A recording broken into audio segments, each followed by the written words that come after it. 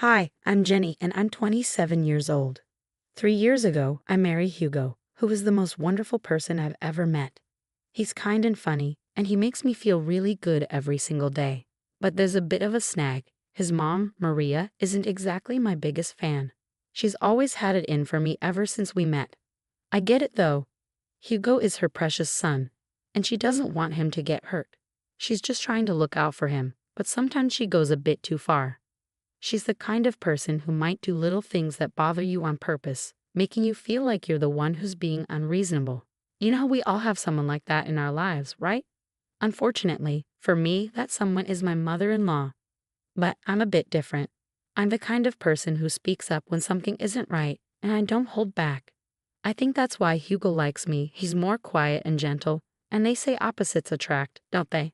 I've studied a bit of psychology, so I can tell when someone has not so nice intentions. I think our strong personalities clash, which might be why she said something not so nice the first time we met. Jenny, shouldn't you cut down on your food? Everyone at the table fell silent, shocked by the unexpected comment. I felt deeply embarrassed, my face turning pale with humiliation. The table included me, my boyfriend Hugo, my father-in-law Kyle, and Maria, Hugo's mother. Kyle seemed too taken aback to say anything, lowering his head in solidarity with my embarrassment. Hugo, feeling a mix of embarrassment and anger, promptly scolded his mother. Mom, seriously. That's a terrible thing to say. Jenny can eat whatever she likes. Oh, honey, I didn't mean to upset you. I just want what's best for you, you know. I've noticed you've gained some weight. Hugo showed me your old photos, and you looked so much better back then. I mean, not that you don't look good now, but I'm just trying to help. I tried to stay calm, not wanting to make a scene since it was my first time meeting the family and I really liked Hugo. Even though I was embarrassed and irritated, I didn't say anything back. I just smiled politely and thanked her for her advice. Unfortunately, situations like that kept happening more often as we spent more time together. I hoped the teasing would stop once Maria realized I was good for her son, but it only got worse. On the bright side, I was getting along well with my father-in-law, Kyle, who was incredibly kind. While I grew closer to everyone in Hugo's family, Maria seemed to be the only one who didn't like me, and it was hard to figure out why. I even met Jack, Hugo's childhood friend who was practically part of the family. Despite everyone else being welcoming, Maria remained the exception. I felt grateful for the love and support I received from the rest of Hugo's family. However, things took a turn on my wedding day. Maria seemed determined to make trouble and tried to undermine me at every turn. She insisted my hair should be styled a certain way, like hers was on her wedding day. No, I want my hair like this, not in an updo. Thanks for your suggestion, Maria. I disagree. You look really unattractive. The bridal party gasped, but I wasn't surprised. I'd gotten used to Maria's comments. She tried to backtrack quickly. Oh, darling, I just mean you could look better. And I see a bit of myself in Jenny. She's a bright young woman.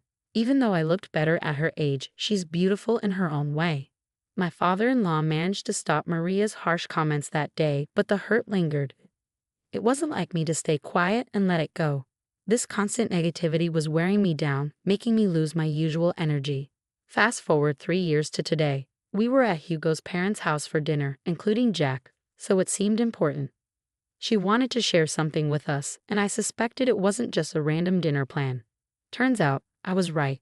It was a nice surprise, but things took a turn when my mother-in-law started making an announcement. She had everyone's attention as she pulled out a piece of paper. Hey, everyone, I have something important to share.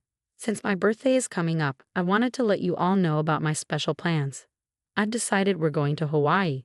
She showed us the paper confirming the trip. Wow, that sounds amazing. What? That's fantastic, Jenny. Hawaii sounds like a dream.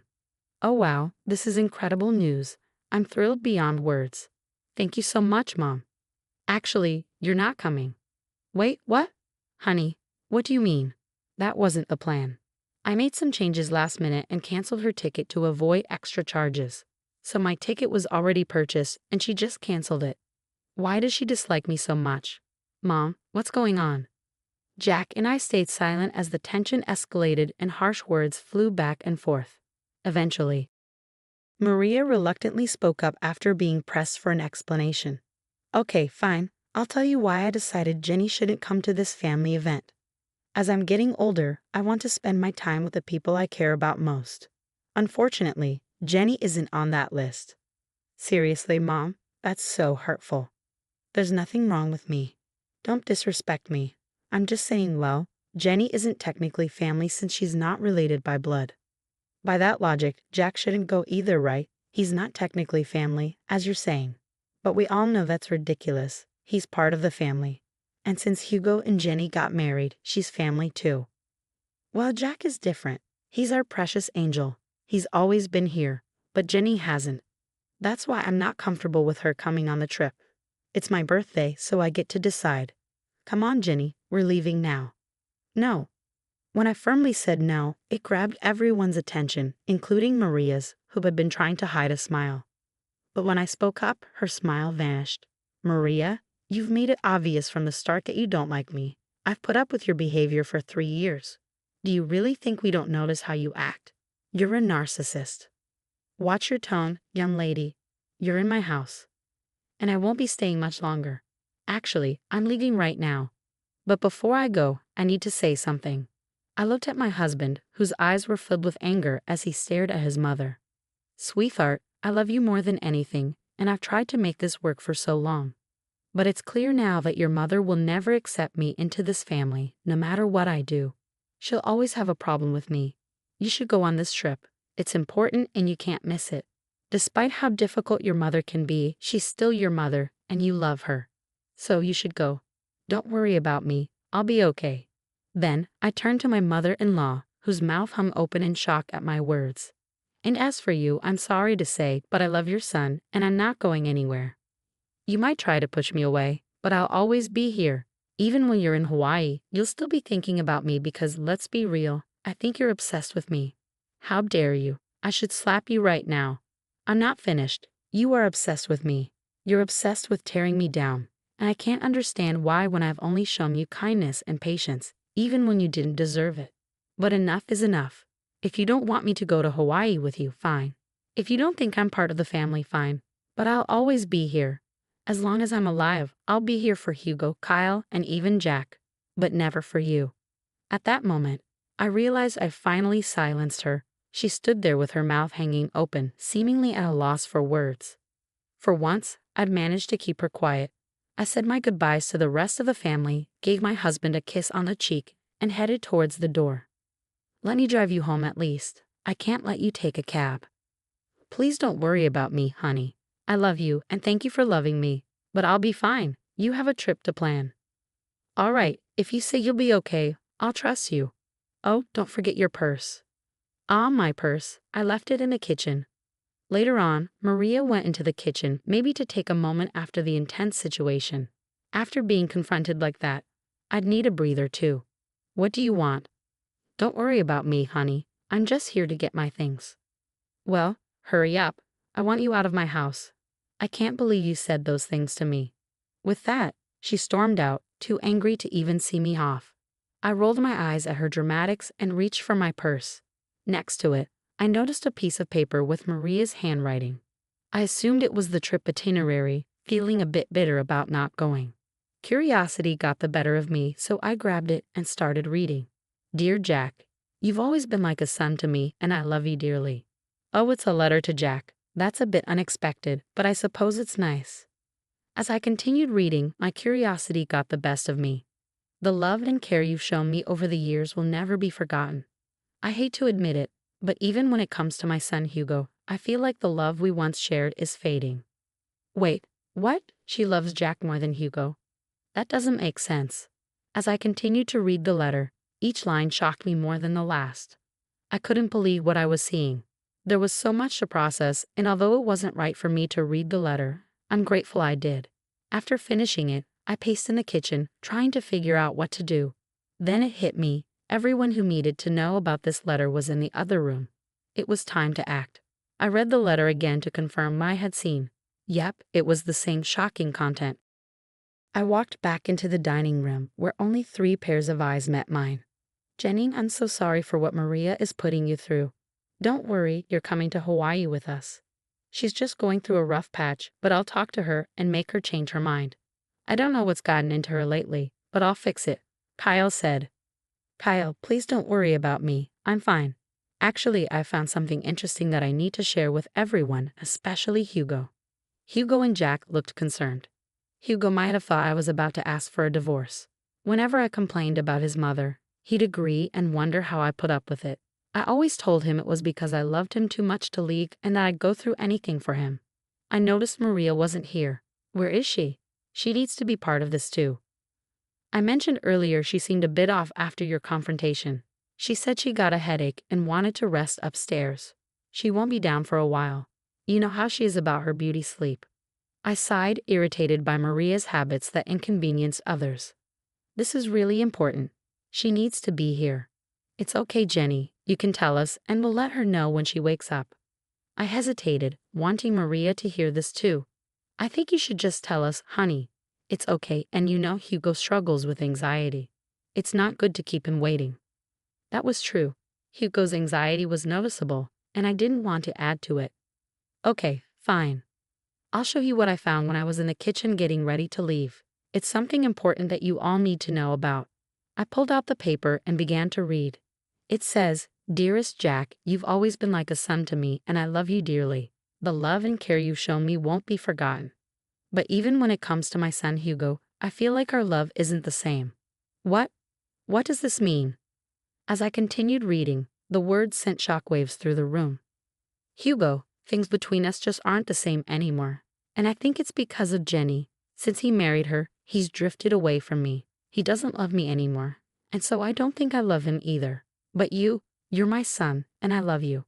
I've decided to update my will so that you inherit everything, not Hugo. I know it might hurt him, but I don't care anymore. That Jenny girl is to blame. She's poisoned my feelings for him. I hope you understand. I didn't want to tell you in person because I couldn't bear to see the rejection on your face. I know you love Hugo like a brother, and you might not approve, but I don't care. Everything, the money, the house, the cars, even my businesses, they're all yours. If you want to talk about it more, call me. I love you forever, your second mom. When I finished reading, the room was filled with a mix of emotions. Kyle looked like he might cry, Jack was stunned, but Hugo looked furious, like he was ready to explode. I can't believe she said all that. Is she serious? She cut me out of her will just because of Jenny? She's gone mad. I'm speechless. This is too much. I'm done with her toxic behavior.